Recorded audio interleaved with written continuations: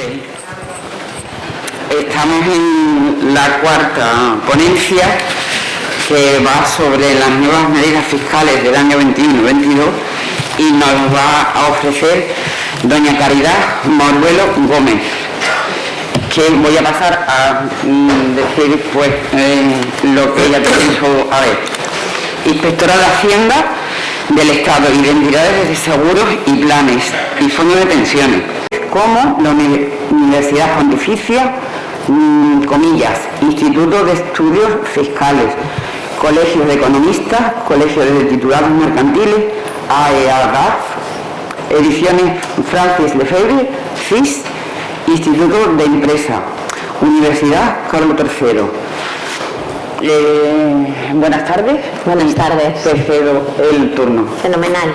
Bueno, muchas gracias por haberme invitado. Me lo quito, que me había dicho que sí que puedo. Sí. Muchas gracias por eso. Bueno, hay muy poquita gente, pero novedades hay muchas. Tengo poco tiempo, así que voy a contároslo, de forma breve. He seleccionado algunas de las novedades. Vamos a ver, mirad. Primero os sitúo en las normas a tener en cuenta, las ya publicadas, sin perjuicio de que ahora se estén tramitando otras que también tendrán incidencia, pero os destaco aquí, si veis la primera hoja de normativa, de resumen de normativa, vais a ver que recojo varios reales decretos leyes, porque efectivamente en los últimos tiempos se ha legislado mucho a través de Real Decreto Ley, en parte motivado por todo el tema de la pandemia, que ha dado lugar a normas de urgente tramitación.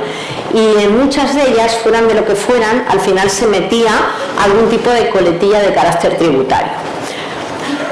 Así, por ejemplo, os he destacado en negrita algunas que considero de especial relevancia y algunas de cuyas reformas vamos a analizar.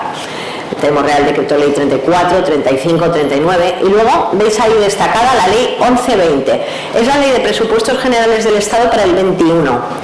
Curiosamente, es una casualidad, pero hay que destacar en las novedades para el año 21 que declararemos en el 22, en general, vamos a destacar dos normas que las dos son de número 11, una es la 1120 y otra es la 1121.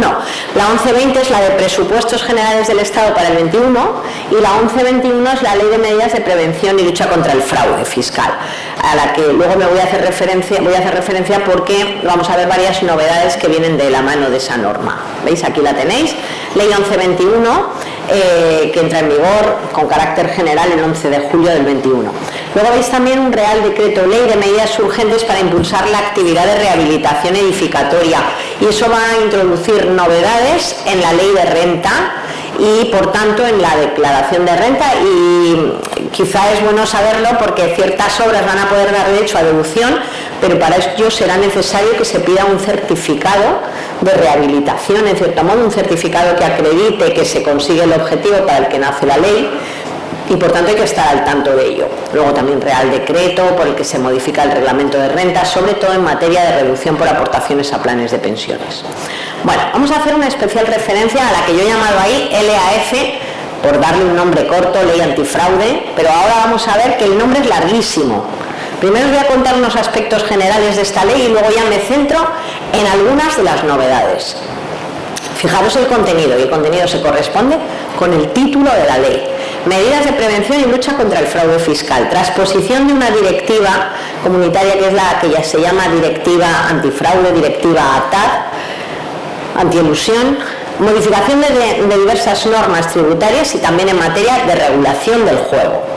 La finalidad de esta ley es básicamente incorporar el derecho de la Unión Europea al ámbito interno, al ámbito de nuestra normativa interna. Era una transposición obligatoria para los estados de la Unión Europea, porque son medidas precisamente antifraude. Y también modificaciones para reforzar la justicia tributaria y la prevención y lucha contra el fraude, reforzando el control tributario. Fijaros la estructura de la ley. La ley tiene nada más y nada menos que 19 artículos y cada uno de los artículos afecta a una norma de un impuesto o a la Ley General Tributaria, fijaros, Ley de Sociedades, no residentes, rentas, sucesiones, patrimonio, transmisiones, Ley de Mercado de Valores, Ley del IVA, Ley de Régimen Económico Fiscal Canario, Ley de Impuestos Especiales, Ley de Represión del Contrabando, Ley de la Jurisdicción Contenciosa Administrativa, Ley General Tributaria, importantísimas las reformas de la LGT, quizás si hubiera que elegir unas, las de la LGT. Ley del catastro, ley reguladora de las haciendas locales, ley antifraude 1, le llamo yo, que es la ley antifraude del año 2006, ley de regulación del juego, ley antifraude 2, que es la que reguló la obligación de declarar, por ejemplo, los bienes y derechos en el extranjero, ley del notariado. Todas esas normas son las que se modifican. Obviamente algunas modificaciones son súper puntuales, pero se da un repaso a toda la legislación, como vemos. Luego tiene unas disposiciones adicionales que no nos afectan, dos disposiciones transitorias que sí son importantes y alguna, especialmente en la fecha, podríamos decir, de hoy. De aquí al 31 de diciembre hay ciertos casos en que puede ser interesante la toma de decisión de una cuestión que ahora os aclararé. Concretamente, transitorias que nos hablan de los recargos, de las reducciones por sanciones. Esto es lo que tenéis que tener muy en cuenta por si tenéis clientes que pudieran tener sanciones tributarias para una toma de decisión que ahora os explicaré. La nueva regulación de pagos en efectivo, transmisión de determinados bienes. También publicidad de situaciones de incumplimiento relevante. Dicho así, suena muy a qué es esto, pero seguro que si os digo el listado de deudores, a todos os suena más. Bueno, y luego unas disposiciones finales, se modifica la Ley de Régimen Económico Fiscal Canario, la SOCIMI, hay una modificación que afecta a materia de prescripción y caducidad, que no sé si recordáis que como consecuencia del COVID, os lo digo ahora porque luego no lo voy a contar, como consecuencia del COVID, hubo días en los que nadie salió, no pudimos salir, pero eso también llevó aparejada cierta paralización de los procedimientos, por ejemplo los tributarios, en la parte que a nosotros nos afecta. Entonces hubo 78 días en los cuales el cómputo de los plazos de prescripción y de caducidad quedó parado. Bueno, pues esa posibilidad de descontar y en la práctica alargar los plazos era, diríamos, para los plazos de cualquier año. Bueno, pues esta norma ha puesto ciertos límites, solo cuando la prescripción estuviera cercana. Concretamente, para todo lo que prescriba después del 1 de julio del año 21, ya no se aplica esa regla de alargamiento de 78 días. Todo lo que sin el plazo de alargamiento prescribiera después del 1 de julio del 21 ya no se le aplica, repito. Es una reforma, por tanto, a favor del contribuyente, ¿vale? Bueno, luego también entrada en vigor. Muy importante la entrada en vigor. Mirad, la ley antifraude, como yo la estoy llamando, entra en vigor al día siguiente de la publicación en el BOE. Se publicó el 10 de julio, entró en vigor el 11 de julio. Pero esa entrada en vigor, para que os hagáis a la idea, salvo unos casos excepcionales, en general ya es aplicable al hecho imponible de todo el año 21. Toda la declaración de renta del 21 y toda la declaración de IS del 21, generalmente toda va con la nueva normativa, aunque haya cosas que hayan ocurrido antes del 11 de julio. Porque al final lo que importa estos efectos es cuándo es el cierre del periodo impositivo, cuándo es el devengo. Y como con tal de que el devengo se haya producido después del 11 de julio, que normalmente se producirá la mayoría de las veces el 31 de diciembre, ya en general le afecta a la reforma. Hay alguna cosita que no, por ejemplo las SICAV van a tener un régimen más duro para conseguir tributar al 1%. Pero eso es una reforma para el año 22. Pero con carácter general, la idea con la que os tenéis que quedar, 21, ya le afecta la reforma. Bueno, hay en esta ley novedades que además son muy transversales, que afectan a varios impuestos. Transparencia fiscal internacional, en sociedades y en renta, impuestos de salida o exit tax y en sociedades y no residentes, valoración, este es un tema del que voy a hablar un poquito, valoración de bienes a efectos tributarios. Seguro que os suena el famoso valor de referencia, pues eso os lo voy a contar un poquito porque está implícito en sucesiones, en transmisiones, en patrimonio, en la ley del catastro inmobiliario e incluso en la ley del mercado de valores, aunque no la haya recogido aquí. También alguna reformita en seguros de vida, en renta y en patrimonio, pactos sucesorios. No me lo he traído aquí porque aquí, igual que en Madrid, no hay un derecho específico civil en el que se apliquen los pactos sucesorios. Por tanto, no lo voy a contar, pero ha sido una materia también como muy comentada, ¿no? Equiparación de ciudadanos de terceros países al tratamiento que tienen los residentes, monedas virtuales, las criptomonedas, con unas nuevas obligaciones de información, autorización judicial para entrar en el domicilio constitucionalmente protegido, que sabéis que es una práctica que hemos hecho en las administraciones, en la inspección de la EAT, y que por cierto ha dado resultados muy de lucha contra el fraude, diría yo, pero hubo una sentencia del Tribunal Supremo de 1 de octubre del 20 que nos vino a exigir un requisito que nunca nos habían exigido, sorpresivamente nos lo exigían, y entonces esto ha provocado un cambio normativo que os contaré. Instituciones de inversión colectiva, básicamente la nueva regulación de la SICAV y los fondos cotizados, pero que es un tema muy puntual del que al tener poquito tiempo no voy a hablar. Lo que pasa es que aquí os lo quería dejar como un recorrido para que os suenen las cosas. Luego hay otras novedades también importantes, programas y sistemas informáticos que no sean tramposos, que no generen un software de doble uso, que os hablaré un poquitín, recargos y sanciones, que también os voy a hablar, listado de deudores, jurisdicciones no cooperativas. ¿Qué es esto de jurisdicciones no cooperativas? Sabéis que hay muchas normas tributarias en las que se alude a paraísos fiscales y territorios de nula tributación y que llevan aparejado de alguna manera un castigo o una observación con mayor cautela porque no te fías tanto de lo que ocurra en un paraíso fiscal. Bueno, pues ese concepto de paraíso fiscal o territorio de nula tributación va a ser sustituido por el de jurisdicción no cooperativa, que es un concepto que se basa en estados o territorios que faciliten creación de sociedades offshore que no tienen ahí verdaderamente la actividad económica o que tengan una tributación muy pequeñita o que no informen a la administración tributaria española en este caso. Bueno, pues va a haber una orden ministerial en la que saldrán publicados los territorios que se van a considerar jurisdicción no cooperativa para España y que será un listado del que podrán salir y entrar los territorios en función de que colaboren, por ejemplo, o dejen de colaborar. Luego también alguna modificación en pagos en efectivo. Bueno, pues vamos a empezar con novedades de esta ley antifraude en la Ley General Tributaria. No os cuento todas, he seleccionado algunas, las que yo considere que son como de un poquito más de interés. Bueno, comienzo entonces con la reforma en intereses de demora. Mirad, en intereses de demora lo primero que os quiero aclarar es que hace muchos años que el porcentaje de interés de demora está fijo en el 3,75% y no ha cambiado desde el año 2016. Y los intereses de demora ya sabéis que son una forma de resarcir el retraso en el pago. El retraso en el pago por parte de quien sea Hacienda o sea el contribuyente. Quiero decir que si el contribuyente tiene derecho a que le devolvamos y le devolvemos tarde, le tenemos que pagar intereses de demora. Pero también nosotros, agencia tributaria, si tenemos derecho a que los contribuyentes paguemos algo, que yo obviamente también soy contribuyente, si tenemos que pagar algo en una fecha y lo pagamos más tarde, eso no es neutro. Hay que pagar no solo la cuota, intereses de demora también. Esa tiene, por tanto, una finalidad indemnizatoria, diríamos.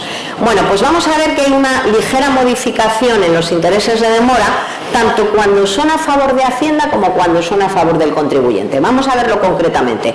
Primer artículo que se modifica, el 26 de la Ley General Tributaria, que regula los intereses de demora a favor de Hacienda. ¿Qué es lo que pasa cuando es a favor de Hacienda? A ver, puede ser básicamente por dos cosas. El contribuyente que tiene que pagar, paga tarde, primer supuesto. Ahí no hay ningún cambio. Cuando un contribuyente paga tarde, si paga porque nosotros Hacienda lo detectamos, le vamos a decir, nos tienes que pagar la cuota, el interés de demora y luego además, si hay que castigar, ya sea administrativa o penalmente, sanciones o penas. Si es el contribuyente el que lo hace voluntariamente, no aparecen sanciones ni penas. Aparece lo que se llama el recargo por declaración extemporánea, que también se modifica y que luego os comento. Pero la cuestión es, si es una conducta de dejar de ingresar, no hay ningún cambio. Si es Hacienda quien te detecta el retraso en el pago, o sea que no has pagado a tiempo, paga intereses de demora desde que debiste pagar hasta que de hecho pagas. Vale. ¿Cuál es el cambio? El cambio es cuando el pecado ha sido el siguiente. El contribuyente pidió una devolución. Se le dio la devolución con un control ligero. Y resulta que esa devolución es improcedente. Ahí pueden pasar dos cosas si la devolución fue improcedente. Que sea la administración la que posteriormente en un procedimiento de comprobación detecte que no te merecías la devolución y le digamos, reintégranos la devolución, entonces que se le cobrará la cuota, el interés de demora desde que la obtuvo hasta que la reintegra y en su caso sanciones o penas. Pero si quien hace el reintegro de la devolución improcedente es el contribuyente de forma espontánea, es donde está el cambio. Hasta ahora, cuando un contribuyente de forma espontánea devolvía la devolución improcedente, se le exigían intereses de demora desde que la obtuvo hasta que la reintegra. Pero solo intereses de demora, no recargos por declaración extemporánea. ¿Cuál es el cambio? Ahora la norma dice, si un contribuyente devuelve una devolución improcedente y la devuelve espontáneamente, se le exigirán intereses de demora de acuerdo con lo que se deduzca del artículo 27 de la Ley General Tributaria. Ese artículo que es recargos por declaración extemporánea. ¿Qué se persigue con esto? Tratar igual al que espontáneamente ingresa tarde que al que espontáneamente reintegra una devolución improcedente tarde. No sé si me estoy explicando. En ambos casos lo que aparece es que por la espontaneidad la consecuencia primera son recargos, y cuando hay recargos por declaración extemporánea el primer año no se cobran intereses. Pues este es el régimen tanto para devolución improcedente como para ingreso tardío. Espero haberme explicado. Por ejemplo, si obtuvo una devolución improcedente de 50 y resulta que no solo es que no se merecía los 50, es que tenía que haber pagado 100. ¿Me seguís? ¿Cuánto tiene que devolver? 150. ¿Cuánto tiene que devolver? 50 y además pagar 100, 150, ¿no? Bueno, pues van a aparecer, como lo hace espontáneamente, aparecen recargos. El primer año sin intereses. ¿Y cómo se computan esos recargos? ¿Desde cuándo se computan? En el ingreso, en el trocito del ingreso 100, desde que debió pagar hasta que paga. Tanto tiempo de retraso que ahora os explicaré más detalladamente en la reforma del artículo 27. En cambio, si es una devolución improcedente, el trocito de los 50 que devuelve es el retraso, se computa, el tiempo de retraso se computa desde que lo obtuvo hasta que lo reintegra. ¿Vale? Ese es el cambio. Luego, hay también un cambio de intereses de demora en la otra cara de la moneda. Devoluciones a favor del contribuyente. Esto puede ser por dos razones. O bien porque es una cantidad que se ingresó correctamente, debidamente, pero que luego al hacer la mecánica liquidatoria resulta excesiva. Por ejemplo, a mí me han ido reteniendo por rentas del trabajo, por dinero en una cuenta bancaria, etcétera, etcétera. Y cuando luego voy a hacer mi declaración de renta en junio del año siguiente, resulta que tengo derecho a deducciones, a ciertas cuestiones a mi favor, y procede y se detecta que la retención fue por una cantidad mayor a la que al final me tocaba pagar. Me estoy explicando, ¿verdad? La devolución derivada de la normativa del tributo que se llama. Vale, pues en esos casos ya sabéis que hay un tiempo de 6 meses para que me devuelvan desde el fin de plazo para declarar. La cuestión es, ¿qué pasa si me devuelven pero más tarde de los 6 meses? Pues que a partir de 6 meses empiezan a correr intereses de demora. Vale, pero a su vez, ¿qué pasa si el motivo por el que le devuelve Hacienda tarde al señor es porque precisamente él obstaculizó la actuación de comprobación, por ejemplo? Pues estaba muy mal redactado y no se entendía muy bien, y ahora se aclara la norma. Lo que se viene a decir a efectos prácticos es: tendrás derecho a devolución de intereses de demora computados a partir del momento en que venció el plazo para que se te devolviera, hasta que se te devuelva. Ahora bien, el tiempo que haya transcurrido de retraso imputable a ti no va a generarte intereses a tu favor, cosa muy lógica. Y esos serían los tiempos que llamamos en comprobaciones de gestión dilaciones no imputables a la administración tributaria, o en comprobaciones de inspección actualmente le vamos a llamar tiempos de extensión, de acuerdo con el artículo 150 de la Ley General Tributaria. Esto está regulado igualito en el artículo de devoluciones derivadas de la normativa del tributo 31.2 o en el 32.2, que es para devolución de ingresos indebidos. Esto es cuando ya en el momento que se ingresa ya es indebido. He pagado 2 veces, anda, me he dado cuenta ahora de que he pagado 2 veces, tengo derecho a que me devuelvan una de las veces, o sea, el importe de uno de mis ingresos. Pero si resulta que me han dicho, vale, pero acredítamelo, me han pedido documentos, y yo soy el que estoy poniendo obstáculos a la comprobación, pues el tiempo, culpa mía, no computa, no corren intereses de demora en contra de Hacienda y a favor del contribuyente, cosa bastante lógica. Otra cuestión: recargos por declaraciones temporáneas sin requerimiento previo, que le he comentado un poquitín y la voy a comentar ahora más. Esta es la estructura del artículo, tiene 5 apartados, tenía y sigue teniendo. A ver, esto es cuando un contribuyente tiene que ingresar, por ejemplo, pero imaginad que tenemos que pagar en nuestro IRPF el 30 de junio del año, hasta el 30 de junio del año siguiente al que corresponde el IRPF. Y no he pagado, y luego digo, uy, me van a pillar y me arrepiento, o simplemente no me di cuenta y lo hice mal, y luego quiero subsanar ese error y lo hago espontáneamente, es decir, sin requerimiento previo, dice la norma. Sin requerimiento previo quiere decir sin que te hayan hecho una comprobación o te hayan llamado para algún tipo de procedimiento tendente a comprobar ese impuesto y periodo, ese impuesto y año. Me explico. Si, por ejemplo, a mí me llaman por el IRPF del 1 y yo digo, tengo mal el 1, me lo van a detectar. Ahí ya no es espontáneo porque ya me han llamado. Pero imaginad que tengo mal también el 2 y digo, voy a arreglar también el año 2. El 2 es espontáneo porque no me han llamado por el 2. Muy bien. Tiene que ser sin requerimiento previo. Si fuera con requerimiento previo, ya lo que van a aparecer normalmente son sanciones o penas. Luego, un segundo apartado que es el importe de los recargos. Esto se cambia y además se incorpora un supuesto en el cual novedosamente no se va a exigir el recargo, que ahora os comentaré. Luego, por otra parte, también me aclara la norma, me decía y me sigue diciendo, mira, si tú avisas a Hacienda y le avisas de que debes el dinero, de que lo estás ingresando tarde, pero además no lo ingresas, no solo aparecen recargos del artículo 27 por declaraciones temporáneas, sino también del periodo ejecutivo, porque tú estás poniendo en conocimiento de Hacienda una deuda que va a ser susceptible de ser apremiada. Luego, también deciros que para que aparezcan estos recargos es necesario que el contribuyente avise. Que no actúe, como yo le llamo, de tapadillo. De tapadillo sería: tengo que ingresar el IVA del primer trimestre 100 unidades monetarias. No las ingreso, o no ingreso todo. Pero en el cuarto trimestre digo, uy, no quiero para que pase el año sin ingresarlo. Y lo meto de tapadillo sin avisar en el cuarto trimestre lo del primero. Eso ya no te genera recargos por declaraciones temporáneas. Es posible que no te pillemos porque no nos estás avisando, pero si te pillamos lo que van sanciones, no recargos.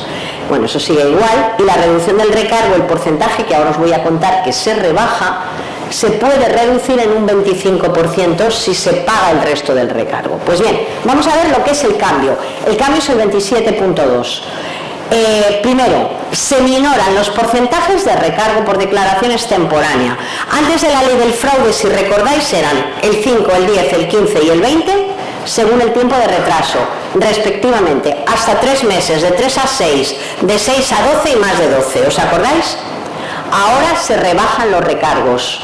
Los recargos son que estoy pagando en el primer mes con un primer mes de retraso un 1%, en el segundo mes un 2%, en el tercero un 3%, y así sucesivamente hasta llegar al mes 12. Y si sobrepasas el año, se salta al 15%. En estos casos, por cierto, aparecen recargos, pero durante el primer año no se exigen intereses de demora, como antes comenté. Bueno, los recargos, tanto los antiguos como los nuevos, susceptibles de reducción en un 25%. Pero la gran novedad del artículo es la siguiente. Mirad, os voy a empezar contando un ejemplo de una cosa que me pasó a mí cuando hice inspección hace muchos años en Barcelona. Yo llamé a un contribuyente y le llamo por el impuesto de sociedades del año 1 y 2. Y entonces le digo, eso lo tienes mal. Y le hago una propuesta de liquidación, se le hace una liquidación por parte de Hacienda. Entonces, yo consideré que aunque se lo había detectado yo, que no era un tema sancionable, porque consideré que no había culpabilidad en esa conducta. Entonces no le puse sanción. Entonces él me dijo, pues tengo también mal el 3, 4 y 5. Por favor, hazme tú la inspección de esos años para hacerme lo mismo, porque si lo hago yo voluntariamente, voy a tener que pagar la cuota y además el recargo por declaración extemporánea por hacerlo espontáneo. Y en cambio resulta que habiéndomelo hecho tú, me ha salido más barato porque no me has cobrado sanciones. ¿Me estoy explicando? Bueno, pues esta es la realidad que se intenta afrontar con la reforma. Cuando se va a permitir, al no exigir recargos al contribuyente que regularice espontáneamente él, cuando regularice hechos o circunstancias idénticos a los regularizados por la Administración tributaria, como era mi caso, era el mismo motivo de regularización, mediante una autoliquidación o declaración de otros periodos del mismo impuesto, no está planteado para saltar de impuesto, está planteado para que sea el mismo impuesto por otros periodos, concurriendo los siguientes requisitos: que la autoliquidación del contribuyente espontánea la presente en los 6 meses siguientes a la notificación de la liquidación primera, que proceda al completo reconocimiento y pago de la autoliquidación o declaración, que no solicite rectificación de la autoliquidación ni tampoco un recurso contra la liquidación que le hayamos girado nosotros, y que yo le haya hecho una regularización sin sanción, porque si es con sanción, sí que la otra cara de la moneda es que si la hace espontáneamente vayan recargos. Pero lo que no tiene sentido es que si yo le regularizo detectándolo yo, no le ponga sanción ni recargos, y haciéndolo él espontáneamente le salga más barato, más caro. No tenía sentido.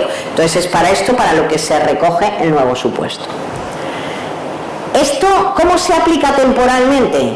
No solo, por supuesto, a los nuevos recargos de nuevas regularizaciones espontáneas, sino también a los recargos que estaban exigidos de antes de la ley del fraude, siempre que el nuevo régimen sea más favorable, que lo va a ser, y el recargo exigido con la norma antigua no fuera todavía firme.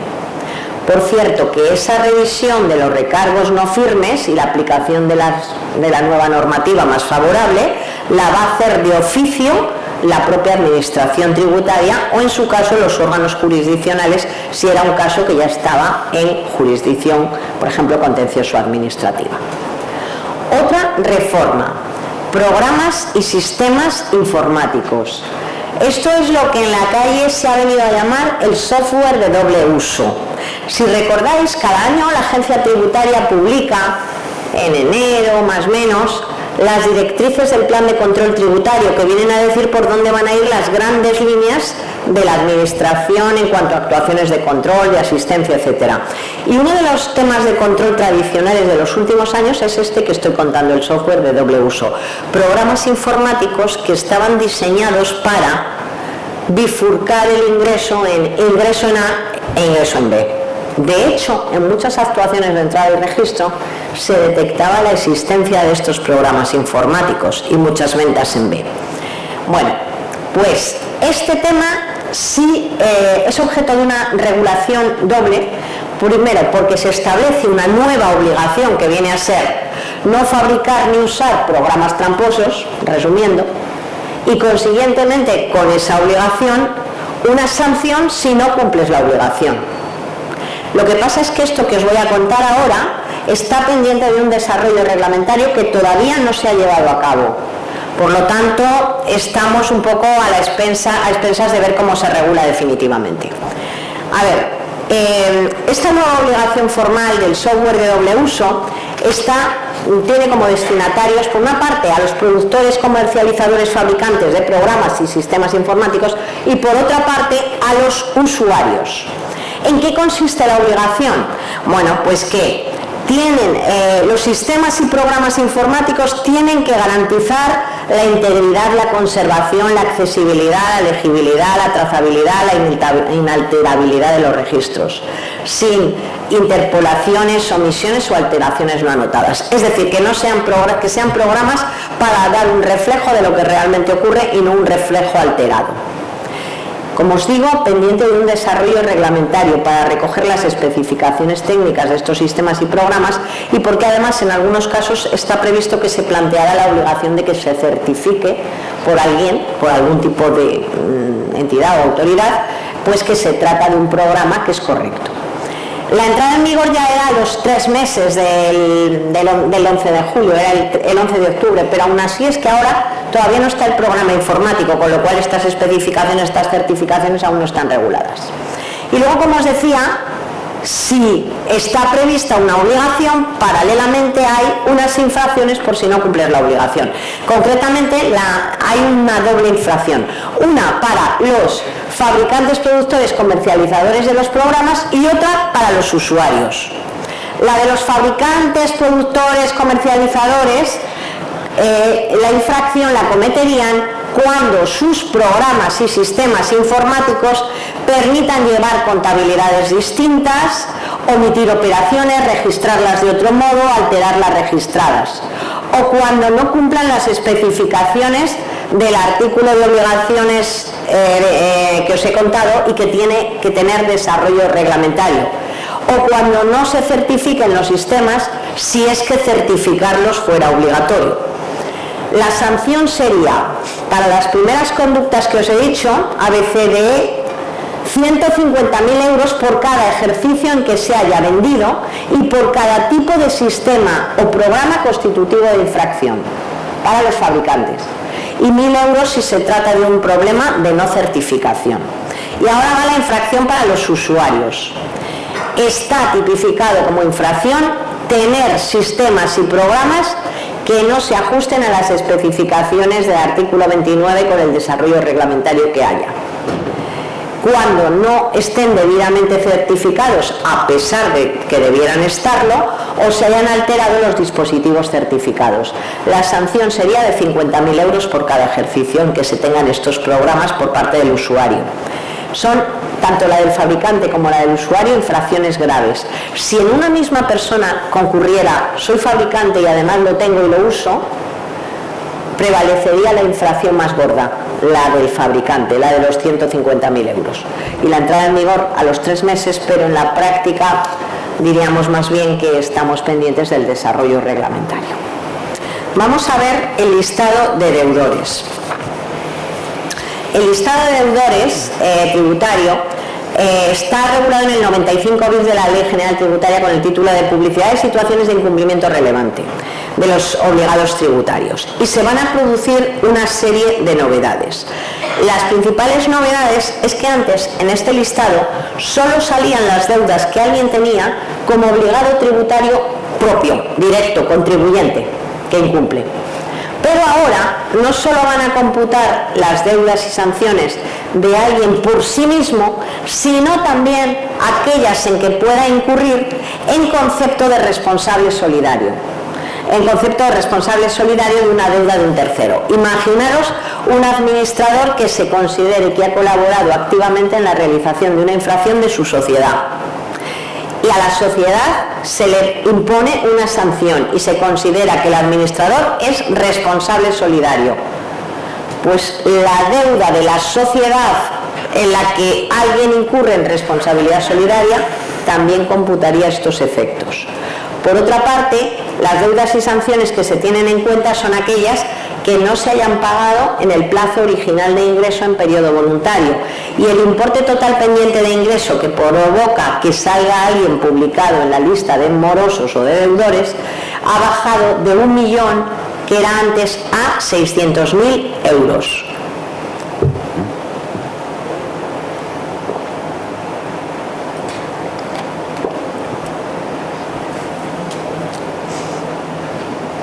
Bueno, por cierto, también hay otra novedad. Sale el listado de deudores tomando como referencia normalmente el 31 de diciembre del año anterior, aunque ahora para el año 21 hay una regla especial, precisamente ha salido una orden ministerial hace nada, el 4 de noviembre.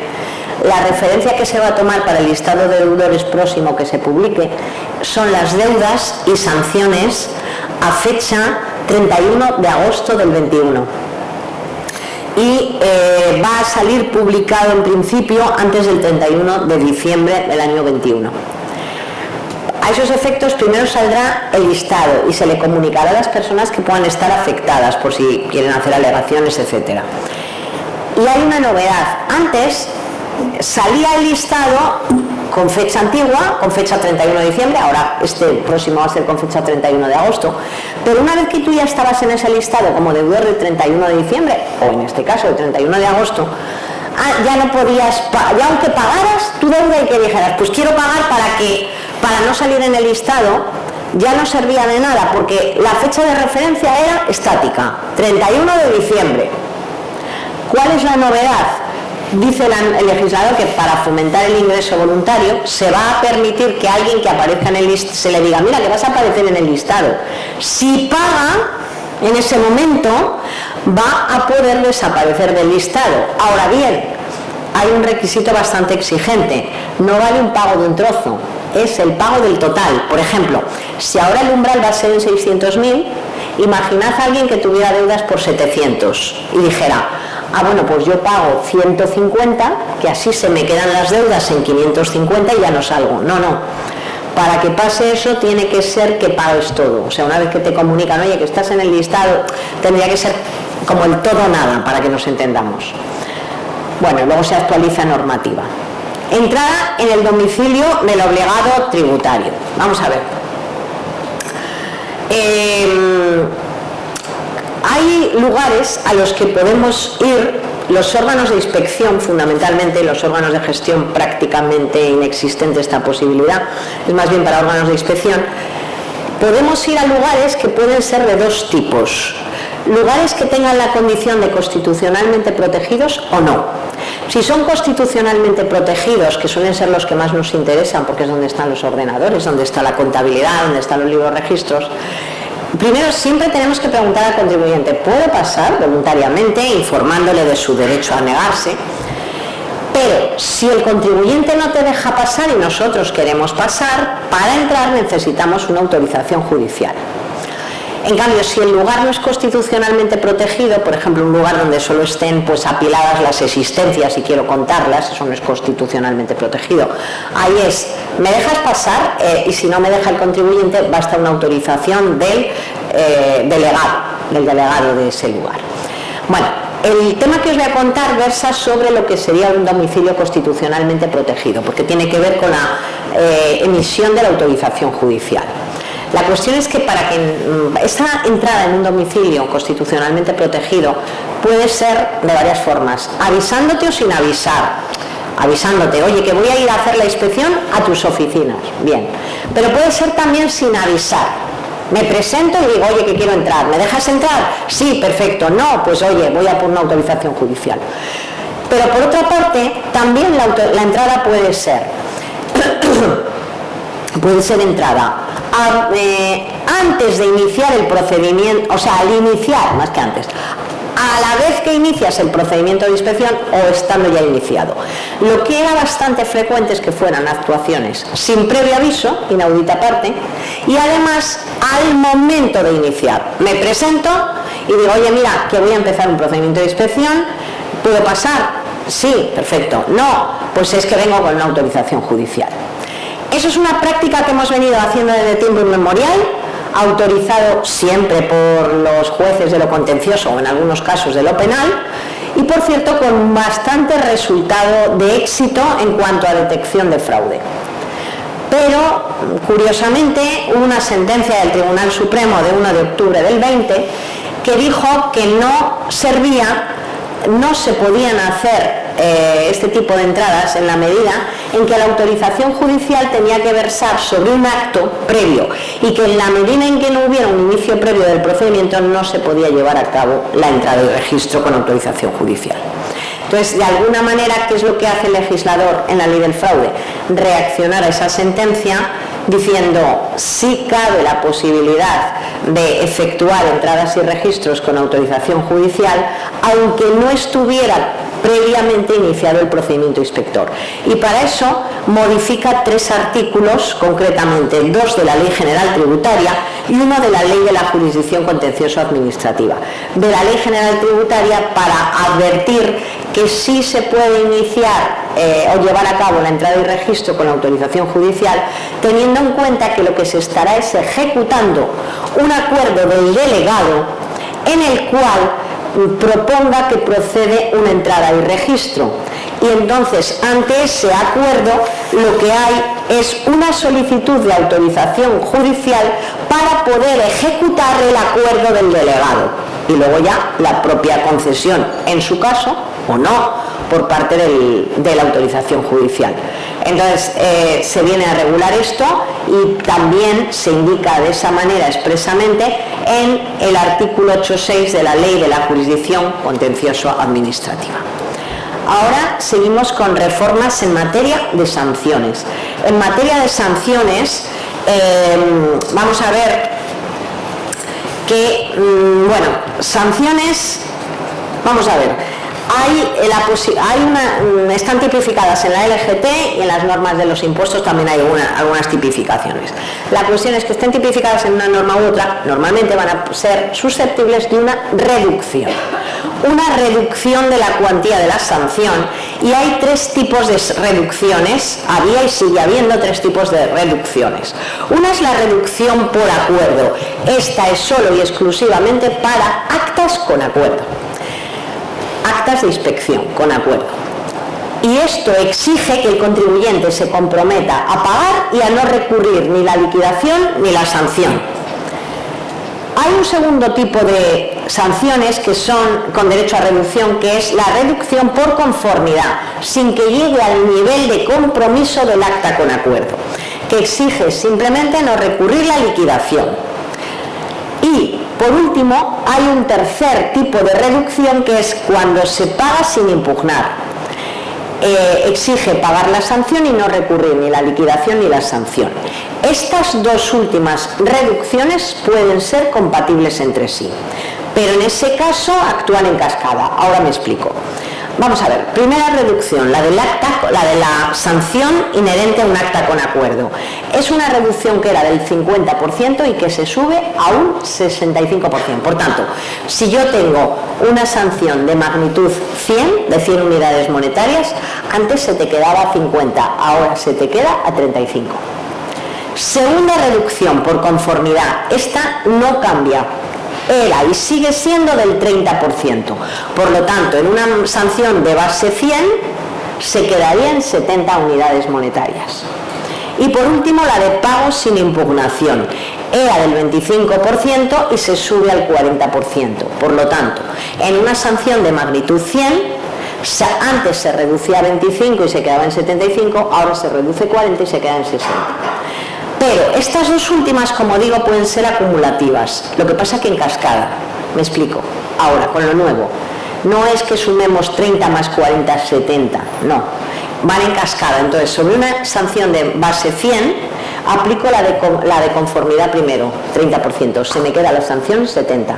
Y sobre 70 aplico la siguiente reducción, que ahora es de 40. 7 por 4, 28 de reducción. Por lo tanto, se reduciría 30 más 28, 58% sobre una magnitud de base 100.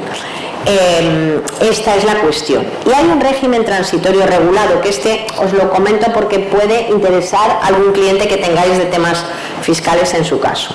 Mirad, las sanciones que han aumentado de porcentaje, que son las de acuerdo y pago sin impugnación, Claro, el contribuyente a lo mejor ha dicho que no quería la reducción y ahora con la nueva cuantificación puede interesarle. Pero para estas reducciones hay que tener en cuenta que se aplicarán siempre que no hayan sido recurridas y no hayan adquirido firmeza. Pero incluso, y aquí viene lo que tenéis que tenerlo en cuenta, incluso alguien a quien ya le hayan puesto una sanción y haya recurrido la sanción, puede ahora valorar que a lo mejor le interesa acogerse a la reducción más elevada, para lo cual tendría que desistir del recurso contra la liquidación y contra la sanción en este año 2021, antes del 1 de enero del 22. Y además, en ese caso, le harían una carta de pago con el nuevo importe ya reducido y tendría que ingresar el resto del importe en el plazo de pago en periodo voluntario del artículo 62.2 de la Ley General Tributaria. Otra reforma en materia sancionadora es que todas las sanciones que derivan de alguna manera de haber hecho previamente una liquidación, por ejemplo, te he hecho un procedimiento de inspección, te he notificado una liquidación con una deuda de 500 y ahora te voy a abrir un expediente sancionador por esa cuota descubierta de 500. En esos casos, antes había un plazo para iniciar el sancionador de 3 meses. El plazo para iniciarlo se sube de 3 meses a 6 meses. Sigue igual la duración del procedimiento, siguen siendo 6, pero me estoy refiriendo al plazo para empezarlo. Y ya una vez empezado, los 6 meses de duración. Novedades en materia de valoración. Sé que voy un poquillo mal, ¿verdad? Porque es que voy como... A ver, bueno, pues mira, voy a contar al menos esta parte de la valoración, si os parece. ¿Cuánto? 5 minutos. 5 minutillos, vale. A ver, mirad, es que de esta materia se ha hablado bastante, una reforma en materia de valoración. Tiene como finalidad reducir la litigiosidad que existía en torno a la valoración de bienes por valor real en el impuesto de sucesiones y donaciones, y reducir la litigiosidad en materia, sobre todo de valoración de inmuebles. ¿Por qué? Porque había habido una jurisprudencia del Supremo que venía a, de alguna manera, estimar las pretensiones del contribuyente cuando recurría a las valoraciones. ¿Por qué? Porque resulta que sucesiones y transmisiones tenían como base imponible el valor real. Y claro, ¿qué es el valor real? Bien difícil de determinar el valor real. Y más si no se iba efectivamente a ver el sitio. ¿Qué pasaba? Que como sabéis, en esos impuestos se solía tirar del valor catastral ponderado por un coeficiente que aprobaban las comunidades autónomas. Entonces, sistemáticamente los tribunales se iban cargando esas valoraciones si es que no había una visita física al lugar. Entonces esto, para contrarrestarlo, lo que se ha hecho es que en general se ha sustituido en el impuesto de transmisiones y en sucesiones, donde antes decía que la base imponible era el valor real, simplemente dice que es el valor. El valor que en principio va a ser la referencia al valor de mercado. Y en concreto, en el caso de los bienes inmuebles, en concreto en el caso de bienes inmuebles, se va a acuñar un nuevo concepto que es el valor de referencia. Y ese valor de referencia, que ahora os explico un poquitín, es el que se va a tomar como base imponible el ITP y el ISD para las operaciones sobre inmuebles. Y luego, en su caso, eso puede influir en el impuesto de patrimonio. Vale, mirad, el valor de referencia es un valor determinado por la Dirección General del Catastro a partir del precio de las compraventas de inmuebles ante notario. Se determinará cada año. Constituirá una característica de la descripción catastral. No influye en el IBI, ojo, en el IBI seguimos con el valor catastral como siempre. O por ejemplo en renta, el valor de los inmuebles, la renta presunta, el 2% del 1,1% del valor catastral, eso sigue igual. ¿En qué impuestos se afecta? Básicamente en transmisiones y en sucesiones. No influye en el IBI ni en esos impuestos que parten del catastral y no puede superar el valor de mercado, y para ello se utilizarán unos factores de minoración que se aprobarán por orden ministerial. El valor de referencia se tiene que desarrollar reglamentariamente, estamos pendientes de un desarrollo reglamentario, pero no obstante ya os aclaro que para el 22 ya entra el valor de referencia con unas reglas temporales que se han ido publicando y que ahora os resumo. El valor de referencia se basa en módulos de valor medio que se asignarán a los productos inmobiliarios representativos de zonas de territorio y que se publicarán en forma de mapas de valores. A partir de esos valores se efectuará una individualización por medio de coeficientes y reglas de cálculo que se detallarán en resoluciones publicadas anualmente. Y a estos efectos se tendrán en cuenta las peculiaridades de cada inmueble respecto del producto inmobiliario representativo, teniendo en cuenta la categoría, la antigüedad, el estado de conservación para los urbanos o localización, factores socioeconómicos y agronómicos para los rústicos. Estas resoluciones van a estar sometidas a trámite de audiencia colectiva y se aplicarán unos factores de minoración para intentar que no supere el valor de mercado. Por referirme a lo que va a pasar de cara al valor de referencia del 22, que ya entra en vigor esta reforma, os recopilo aquí las fechas fundamentales. El 13 de octubre del 21 se publicaron 2 anuncios en el BOE de apertura de trámites de audiencia colectivos previo a la aprobación de unas resoluciones del catastro. El 14 de octubre del 21 se publicó una orden ministerial con un factor de minoración del 0,9 para que cualquier elemento, lo que valiera, sobre ese valor se aplicaría 0,9 para intentar que no se pasara de mercado. Luego, del 14 de octubre del 21 al 27 de octubre se publicaron los mapas de valores basándose en operaciones notariales, con posibilidad de aportar alegaciones por los interesados. El 11 de noviembre del 21 se publicaron 2 resoluciones en la sede electrónica del catastro para detallar la forma en que se individualizarían el valor de referencia en inmuebles urbanos y rústicos. Del 12 de noviembre al 13 de diciembre se pudieron interponer recursos de reposición o reclamación económica administrativa contra esas resoluciones. Y el 1 de enero del 22 se publicarán en la sede del catastro los valores de referencia individualizados para cada inmueble. Todo ello con incidencia en impuestos como los que aquí os indico, en sucesiones, en transmisiones, porque va a ser la base imponible el valor de referencia, y el impuesto de patrimonio no es que cada año vaya cambiando el valor de referencia que tienes que declarar, no, solamente que si tú, por ejemplo, ese inmueble lo has adquirido en virtud de una sucesión en la cual operó un valor de referencia, en ese caso, aunque no haya habido una comprobación ad hoc, hay un valor determinado por la administración que es el que marca el valor para el impuesto de patrimonio a partir de ese momento. Y luego, novedades en la limitación a pagos en efectivo, deciros que hay un límite cuantitativo de pagos en efectivo que antes era de 2.500 euros y que se baja a 1.000 euros. O si se trata de un particular pagador no residente en España, era un límite de 15.000 que se baja a 10.000 euros. También se modifica el procedimiento sancionador para la sanción del 25% de la base, que es el importe del pago efectivo que no se debía haber hecho. Y esta sanción se podrá reducir en un 50%. También para sanciones pasadas si se renuncia al recurso, ¿vale? Y luego habría unas novedades en renta que iba a comentar, pero que por lo que veo no me da tiempo, entonces ya necesitamos más de una hora. Ya lo sé, sí, cierto, era muy cortito el tiempo, sí. Gracias, vamos a empezar el debate y si bueno, alguien de ustedes quería hacerle una pregunta, pues ella amablemente lo explica. Sí, bien. Sí puedo, sí. Bueno, ¿cómo estamos? ¿Dónde está? Ángel. Sí. Ángel. ¿Tú no llevabas esto? Angustia. Gracias. En primer lugar, felicitarte por la exposición, ¿sabes? Siempre tan docta y con tanta sabiduría y con mucha pedagogía. Me llevo bien con Ángel, esto está.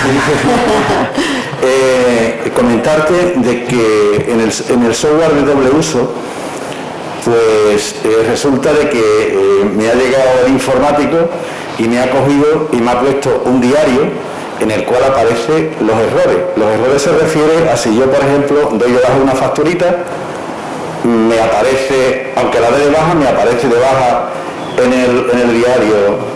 La pregunta es, aunque todavía no ha salido ningún decreto ni nada, que conste que se lo pregunté a tu compañero Domingo Carbajo y me dijo, dice, no, dirígete a Caridad, que es la que algo más sabe que yo.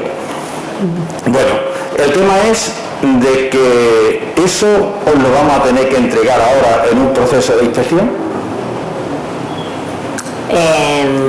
O si observáis cualquier cosa es cuando lo pedís. A ver, Sinceramente, no lo sé todavía, porque ahora mismo se están encargando de esta reforma básicamente en un ámbito un poquito más informático, o por ejemplo en la Oficina Nacional de Investigación del Fraude, el área que lleva más la parte informática. Entonces, la verdad es que yo ahora mismo, sinceramente, Ángel, no os puedo, por ser honesta, no me lo puedo inventar, no lo sé.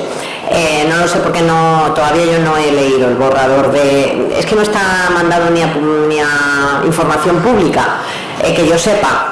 Entonces, no lo sé todavía. No creo que necesariamente haya una obligación de reportar ese tipo de información de forma automática.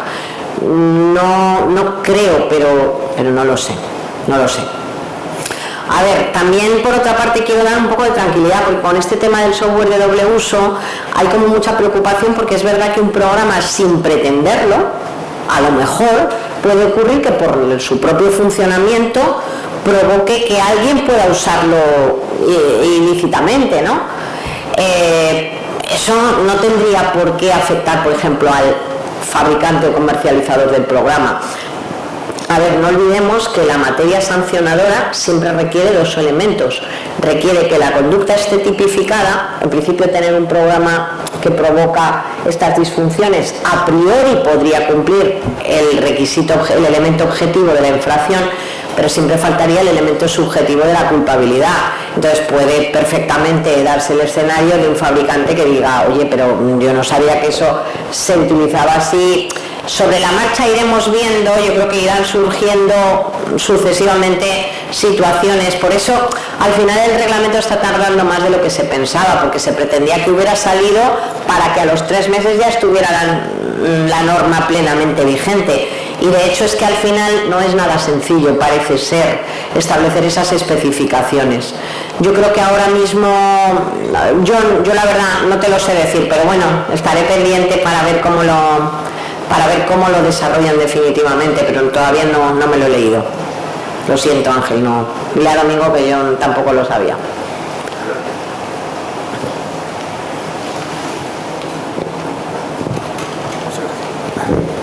Muy buenas. Una pregunta sobre el tema de la regulación que tiene prevista para el tema de la criptomoneda y la declaración de cuentas en el extranjero. ¿Eso está todavía pendiente de desarrollo? Esa es otra, sí. Sí, a ver, de las criptomonedas hay 2 nuevas obligaciones de información. Una está regulada en una disposición adicional de la Ley de Renta y es básicamente pensando en las personas que presten servicios en relación con criptomonedas, que presten servicios de cambio, de permuta, de encargarse de las operaciones de transmisión, de reembolso, etcétera. Y esos prestadores de servicios van a tener que informar, probablemente, entiendo que lo normal será que se habilite un nuevo modelo informativo para dar una información de las que llamamos por suministro, es decir, de las que periódicamente hay que sacar información con un listado de quiénes son los titulares de las criptomonedas, de cuántas tienen, de qué operaciones han hecho, pero está pendiente el desarrollo. Y la otra obligación de información es la obligación de información, o sea, una está en la Ley de Renta y otra está en la Ley General Tributaria. En la Ley General Tributaria, porque es donde se regula el modelo, la obligación relacionada con el modelo de información 720, bienes y derechos en el extranjero. Ya sabéis que hasta ahora había 3 bloques: el bloque de las cuentas bancarias, el bloque de los activos financieros y el bloque de los inmuebles. Cada bloque debía superar en el momento inicial, en el primer año en que se declare, debía superar ese bloque el valor de 50.000 euros. Y esta misma obligación será en principio la que afecte a las criptomonedas. Lo que pasa es que yo, por ejemplo, tengo dudas incluso respecto de cómo es exactamente tener una criptomoneda en el extranjero. ¿Cómo se come eso? Yo creo que todavía está pendiente, porque, claro, respecto de cuentas bancarias, respecto de activos financieros, bueno, inmuebles es muy fácil, está muy claro el lugar donde esté situado, pero al final en los otros tipos de elementos ya sabéis que fueron saliendo paulatinamente preguntas frecuentes y consultas de la Dirección General de Tributos para ver hasta qué punto había o no la obligación en función de datos específicos, por ejemplo, como de dónde está la entidad gestora o qué pasa si, bueno, aunque sean acciones de una sociedad extranjera, resulta que se gestionan a través de una entidad que tiene una gestora que tiene oficina en España y que informa a través de un modelo informativo. Entonces ya se exoneraba la obligación de información del bien en el extranjero. Entonces aquí lo que está, entiendo, pendiente es ver cómo se regula exactamente qué es ser titular de criptomonedas en el extranjero. Y eso no está todavía tampoco. O sea, la ley del fraude está pendiente de ciertos desarrollos reglamentarios. Y también de declarar cualquier tipo de cuenta bancaria en el extranjero, ¿no? ¿Cómo, perdón? También de declarar cualquier tipo de cuenta bancaria. Pero eso no ha cambiado. O sea, lo que hay ahora es una obligación nueva, un cuarto bloque. Y a esos efectos, por cierto, recuerdo que es verdad que las consecuencias de no declarar el 720 son bastante duras. Una es la de las infracciones de carácter formal. Otra es, que esta es la más, para mí, muy dura, que es que cuando alguien no declara en plazo puede tener una ganancia no justificada, salvo que acredite financiación del bien extranjero con rentas declaradas o haberlo obtenido cuando era no residente, y luego una eventual sanción del 150%.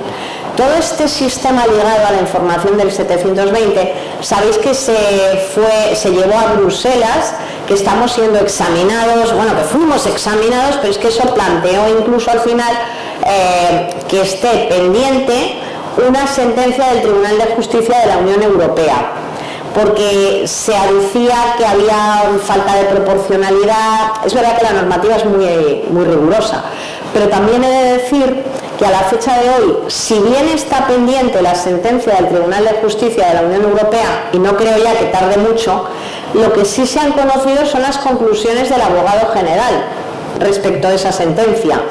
No es que necesariamente la sentencia tenga que replicar las conclusiones, pero sí es verdad que en gran parte de los casos se siguen las conclusiones.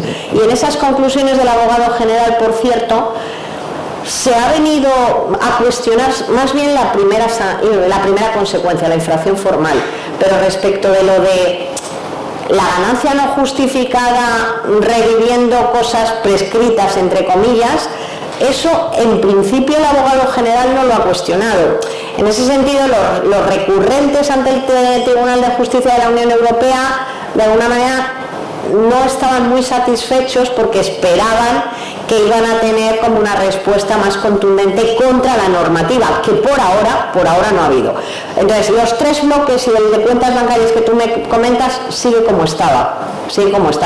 El bloque nuevo es el de monedas en el extranjero, criptomonedas, que personalmente yo tengo bastantes dudas de lo de, pero exactamente qué es tener la criptomoneda en el extranjero, porque luego hay exoneraciones a la obligación de declarar, por ejemplo, para si lo llevas en la contabilidad. Entonces, a lo mejor si es una criptomoneda, afecta a una actividad económica y se lleva a la contabilidad, pues podría existir algún tipo de exoneración. Eso hay que concretarlo.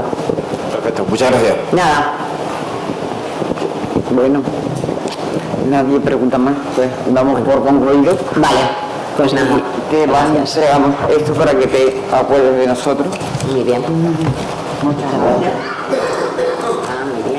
Muy bien, pues nada.